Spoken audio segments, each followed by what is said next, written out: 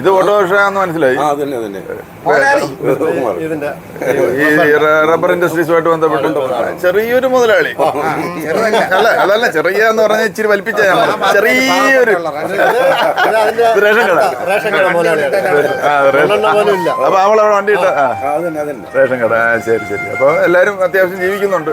അല്ല അത് തന്നെ പ്രധാനം, അത് കഴിയുന്നുണ്ട്. അതാണ് ഞാൻ പറഞ്ഞത്, അതിനാരും തടസ്സപ്പെടുത്തല്ലേ.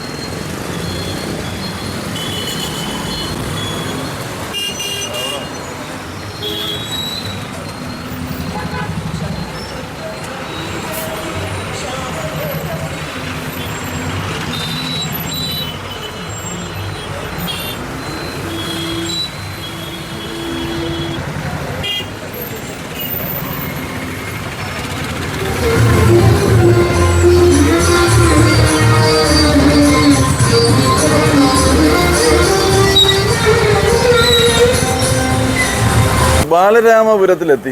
ബാലരാമപുരം എന്ന് കേൾക്കുമ്പോഴത്തേക്ക് ശ്രീ ചിത്ര തിരുനാൾ ബാലരാമവർമ്മ മഹാരാജാവിനെയാണ് ഓർമ്മ വരുന്നത്. അപ്പോൾ ആ ബാലരാമപുരത്താണ് നമ്മളിപ്പോൾ എത്തി. അങ്ങനെ 3 ഘടാഘടിയന്മാരെ 3 ഇവിടുത്തെ നാട്ടുകാരെ കണ്ടു. അവരോട് സംസാരിച്ചു. 2 കുമാറും 1 ബിജുവും. അപ്പോൾ ബാലരാമപുരം എങ്ങനെയാണ്, ബാലരാമപുരത്തിന് ആ പേര് വന്നതെന്നുള്ള കാര്യം അറിയാമല്ലോ. അതെങ്ങനെയാണ് എന്നാന്ന് പറ.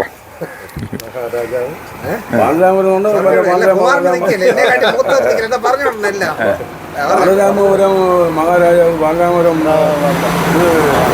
ബാലരാമപുരത്തെ ബാലരാമപുരം എന്നുള്ളൊരു പേര് പ്രഖ്യാപിക്കുകയും ഒരു 6, 7, 5, 6 കാശുകാരെ ഇവിടെ കൊണ്ടുവരികയും അങ്ങനെ തമിഴ്നാട്ടിൽ നിന്നുള്ളവർ ഈ പത്മനാഭസ്വാമി കോവിലിൽ എണ്ണ കൊടുക്കാനും ഒരു 5-6 പേര്, അതായത് അവിടത്തേക്കുള്ള എണ്ണ ആട്ടിയെടുക്കാൻ ഒരു വിഭാഗം, അമ്പലത്തിൽ ഒരു വിഭാഗം, പിന്നെ കൈത്തറിക്ക് തുണി നെയ്യാനായിട്ട് ഒരു വിഭാഗം, പിന്നെ ഈ ഷാജിഗോത്രത്തിൽ കുണ്ടിന്റെ ഒരു വിഭാഗം, പിന്നെ ഈ ചെമ്മാകുടി എന്ന് പറഞ്ഞിട്ട് ചട്ടിക്കലം ഈ ചെറിയ അങ്ങനെയുള്ള പേര് കേട്ട ഒരു സ്ഥലമാണ്. ഓരോ വിഭാഗം ആളുകളെ കൊണ്ടുവന്ന് പാർപ്പിച്ച്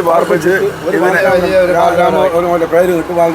ഒരു പട്ടണമാക്കി മാറ്റി വ്യാപാര കേന്ദ്രമായി. അങ്ങനെ സംഭവിച്ചു. അതാണ്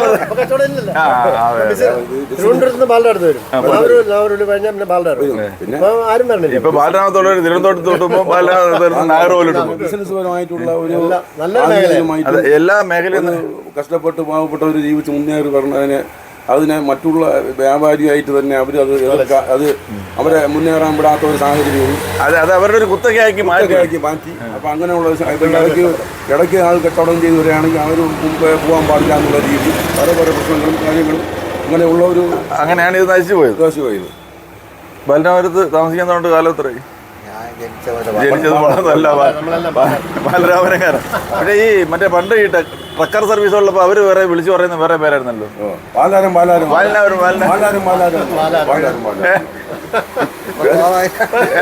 അങ്ങനെ പറയുന്നവരുണ്ട്. ഒരു ബിസിനസ് ഒരു കേന്ദ്രമാണ് പണ്ട് പല സ്ഥലങ്ങളിലും പരാജനം അരി ഇതൊക്കെ പല ഭാഗത്തും ആട്ടോ പിടിച്ചു. ഇവിടെ പിന്നെ പ്രധാനമായിട്ടുള്ള സംഭവങ്ങൾ എന്താണ്? റൈസ് മില്ലുണ്ടായിരുന്നു. കൈത്തറി കണ്ണൂര്, കോഴിക്കോട്, കാസർഗോഡ് നിന്ന് ഒരു ആൾക്കാർ ചെക്കില് നമ്മളെ ചെക്ക് വാങ്ങാൻ മണിത്തിരിവ് സ്ട്രീറ്റുണ്ട്, വാണിക സ്ട്രീറ്റ്. അങ്ങനെയാണ് രാജാവ് ഒരു 5-6 ജാതിക്കാരെ കൊണ്ടുവന്നത് കോവിലേക്ക് എണ്ണ കൊടുക്കാൻ വേണ്ടി. ഈ മുണ്ട് ഇങ്ങനെ വാണിക സ്ട്രീറ്റിൽ ഇവിടെ നിന്ന് അറ്റം വരെ ചെക്കുണ്ട്. ചെക്ക് കൽച്ചെക്ക് പോയി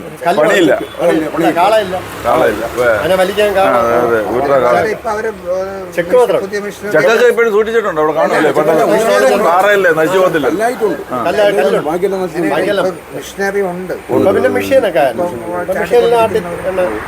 പിന്നെ ഇപ്പൊ ഞങ്ങൾ സംസാരിച്ചോണ്ട് പറയാം, ഇവിടെ ഒരു മെത്ത കമ്പനി ഉണ്ടായിരുന്നു. അതിപ്പോ ബിവറേജിന്റെ ഗോഡൌൺ ആക്കിയതോടുകൂടി അവിടെ പുഷ്ടിപ്പെട്ടു. ഉണ്ടായി, അതൊരു തീപിടുത്തം ഉണ്ടായി, അത് നശിച്ചു പോയി. സ്പിന്നിങ് മില്ല് ഒരു വലിയ സ്ഥാപനമല്ലേ, അത് മേഖല സ്ഥാപനം, സ്പിന്നിങ് മില്ല്. പല്ലവരത്ത് തന്നെ അതും പോയി. നമ്മുടെ കലാകാലങ്ങളിലുള്ള ഗവൺമെന്റ് ജോലി പോലെ എത്രയും തൊഴിലാളികളുണ്ട്. ഏതെല്ലാം സ്ഥലങ്ങളിൽ അങ്ങനെയുള്ള എന്തല്ലേ കൊണ്ട അലിന്റെ ഞങ്ങളിവിടെ നിന്ന് നൂലൊക്കെ എടുക്കാൻ പോകുന്നുണ്ട്. അങ്ങനെ അതെല്ലാം ഫാക്ടറികളുണ്ട്. എല്ലാം കൊണ്ടും ഇപ്പൊ പക്ഷേ കൈത്തറി കുറച്ച് നല്ല വെപ്പുണ്ട്.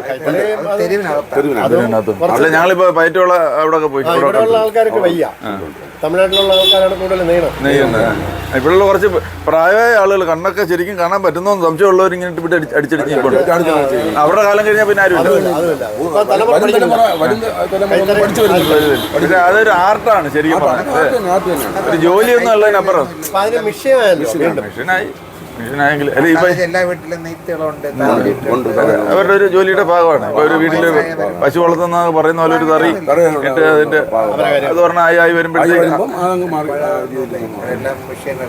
ബാലരാമരം പേര് പറയുമ്പോ തന്നെ കൈത്തറി തലമുറയ്ക്ക് ഇതൊന്നും ആധികാരികമായിട്ടുള്ള തൊഴിൽ, കുടുംബ പാരമ്പര്യ തൊഴിൽ ഇതൊന്നും പഠിച്ചു വരുന്നില്ല. ഇത് നഷ്ടപ്പെടാതിരിക്കാനെങ്കിലും ആരെങ്കിലും ഒരു ജോലി പിടിപ്പിക്കണം. അതിന്റെ ഗവൺമെന്റ് തന്നെ നഷ്ടപ്പെടാതിരിക്കാൻ വേണ്ടി ഇതേപോലെ സ്ഥാപനങ്ങൾ ചെയ്ത് പറഞ്ഞ് അത് റിക്കവറിയായി അങ്ങനെയാണ് വരുന്നത്. അത് മറ്റുള്ള ബിസിനസ്സുകാർ തന്നെ അതിനെ തുറക്കം വയ്ക്കാനും ദീർഘവീക്ഷണത്തോടുകൂടി ഭരണാധികാരികൾ ഭരിച്ചാൽ മാത്രമേ ഈ കാര്യങ്ങളൊക്കെ നല്ല പോകത്തുള്ളൂ.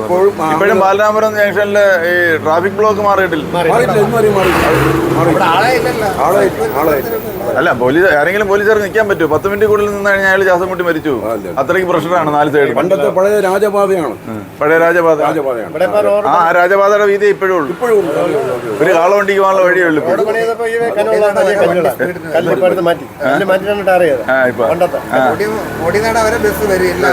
സ്പീഡ് വരാം. എഴഞ്ഞ് പിന്നെ അങ്ങ് വഴിമുക്ക് കഴിയണം.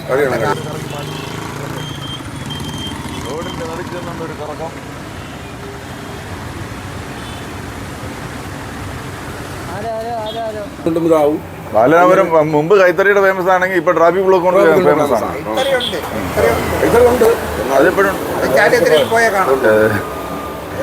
അപ്പൊ വളരെ സന്തോഷം. ബാലരാമപുരത്ത് നിങ്ങൾ എന്തായാലും നിങ്ങൾ ഹാപ്പിയാണല്ലോ.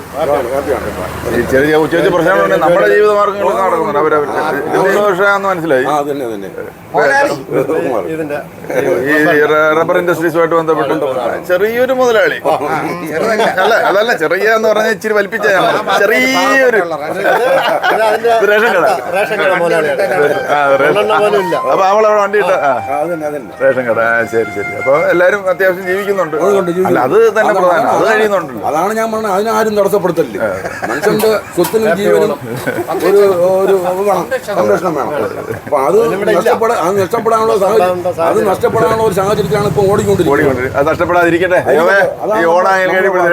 എല്ലാവർക്കും കുടുംബവും ഫാമിലിയും കൊച്ചുമക്കളും എല്ലാം ഉള്ളവരാണ്.